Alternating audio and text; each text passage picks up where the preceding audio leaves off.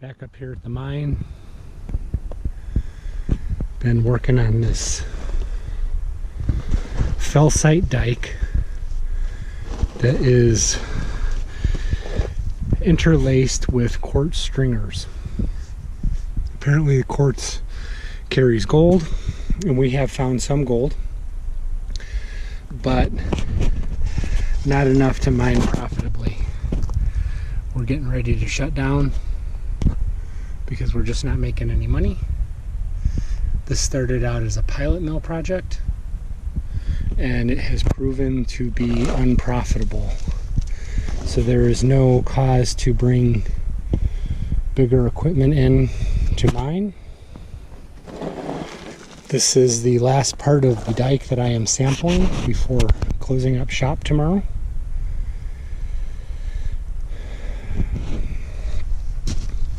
You can see that these veins have some arsenopyrite in them. There are other pyrites. I'm not a geologist. And we have some really good showing here. I used a demolition hammer to break this stuff up. Collected several buckets of material, as you can see over there in the side, the 6x. And I'm going to go ahead and run a small batch and then classify it on the shaker table to see how much gold we were able to recover from this one small area. So you can get an idea how we set this whole thing up. That old sluice box has been there for years, much before our time. Up at the top we have the Gold Belt Global OLESI Orbital 8-inch crusher with a hopper that we fabricated. The hopper has a 4-inch grizzly. And we got this drainage pipe off of Craigslist. And the crushed material comes down with water in the form of a slurry and feeds into the Stutenroth impact mill. From there it feeds into the hopper of the shaker table. And the hopper was designed so that we can put a screen in it, usually screen to 12 mesh before we let anything on the table.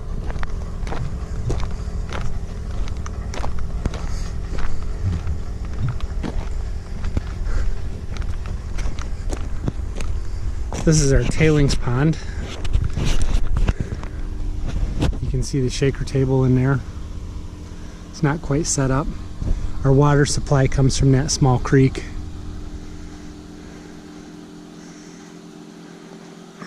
Provides a nice reliable source of water, which actually has better pressure than a garden hose, and that's about all the water that we need for our process.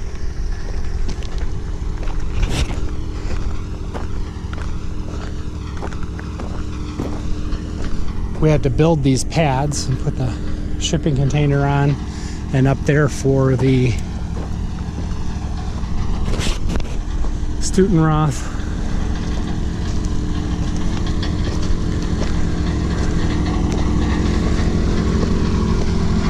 The Stutenroth right now is just getting warmed up. Today I'm going to run this material that I got from the dike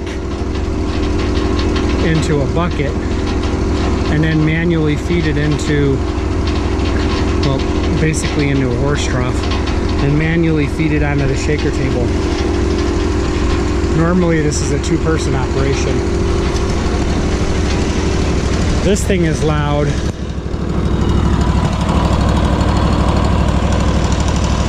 It likes to run, or it needs to run at about 3,500 RPM, so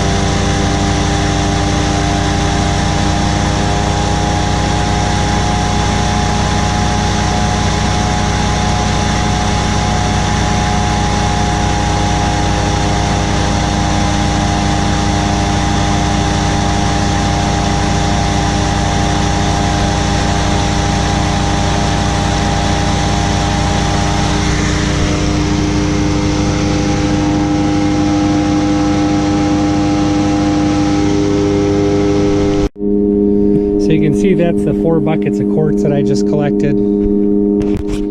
This is our hopper and our grizzly.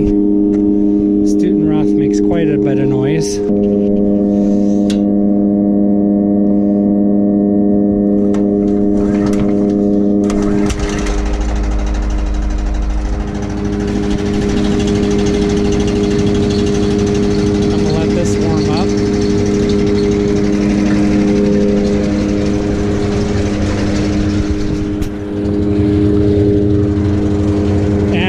Some water running there.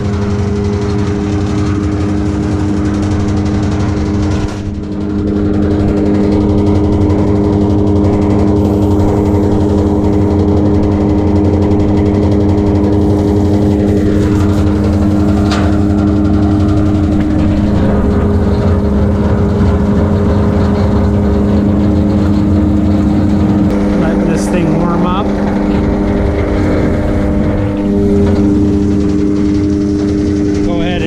The throttle, run this thing at about 75%.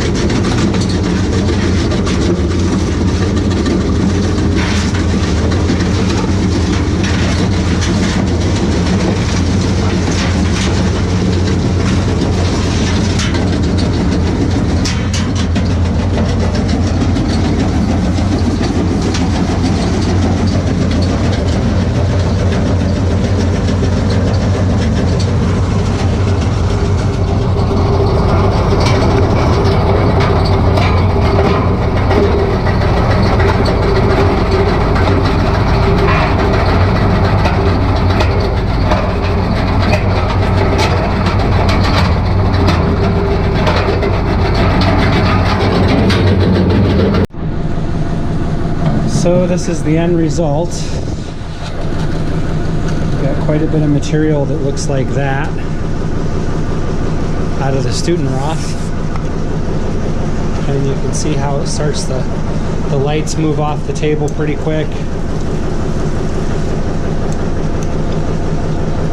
The heavies start moving down.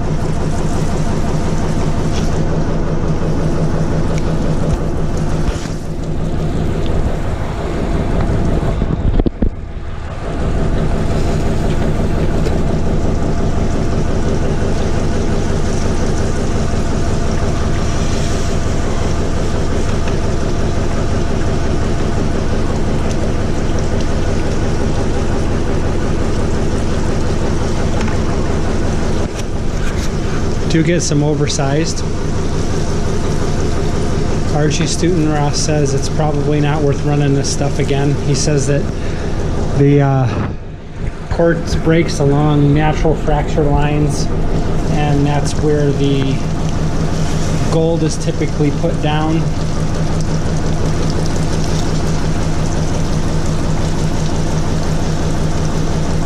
Have run some of this stuff more than once and gotten a little bit of gold out of it, but not enough to justify the cost of milling it 2 times.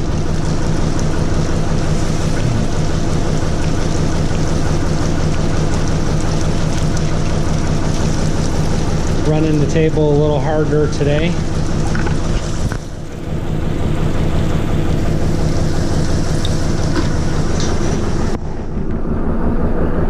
See how the blinds walk off the table. And we're starting to get just a little bit of sulfide showing up. All of this just black quartz.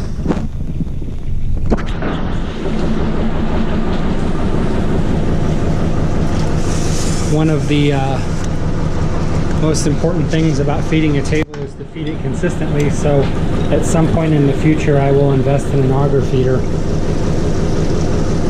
and a better way to screen this stuff.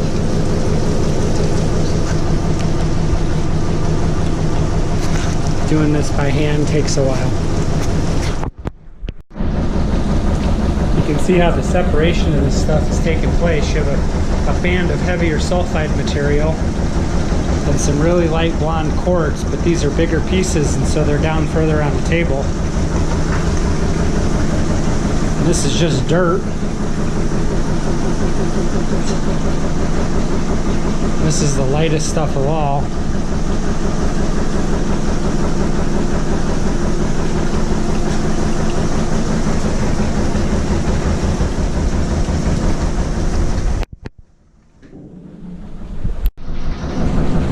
So this is the end of the run.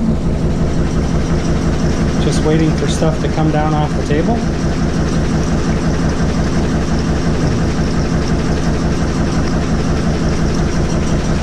Still have some sulfides up there.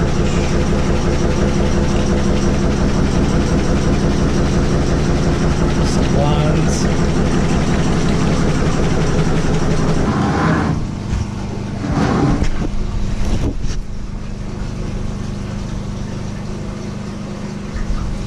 There's a little bit of gold in there.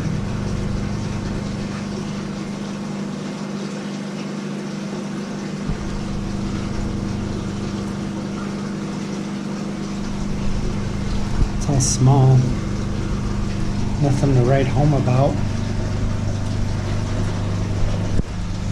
Then we got our number 1, our number 2, and our number 3 bucket.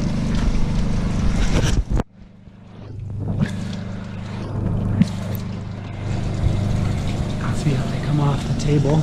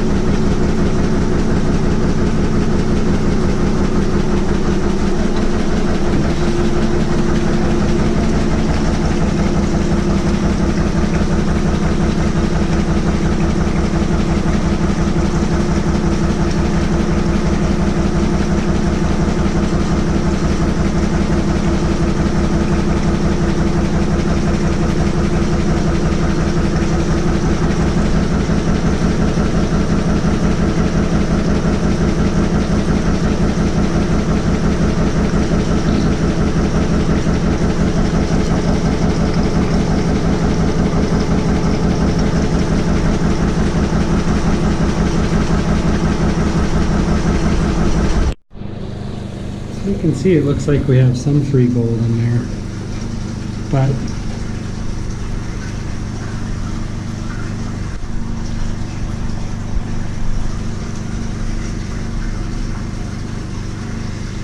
based on how hard it is to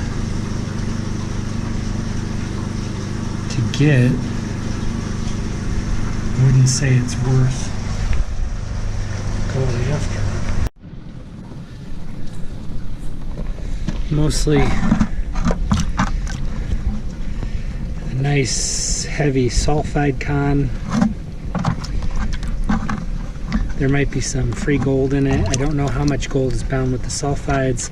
The last assay I did of my number one cons came out to 19.58 ounces per ton gold and almost 12 ounces per ton silver. The problem is we'd have to crush 200 tons of rock to get a ton of sulfide cons. It's just not going to happen.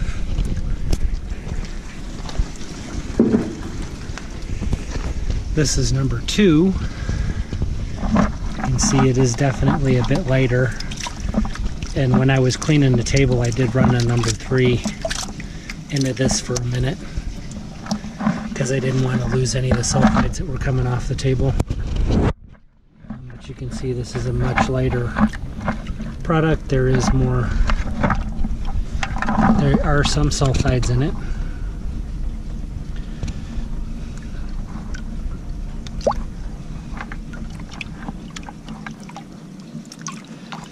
And then bucket number 3 is quite a bit lighter. There's a lot of bigger pieces of quartz in it. This will be screened down and run again.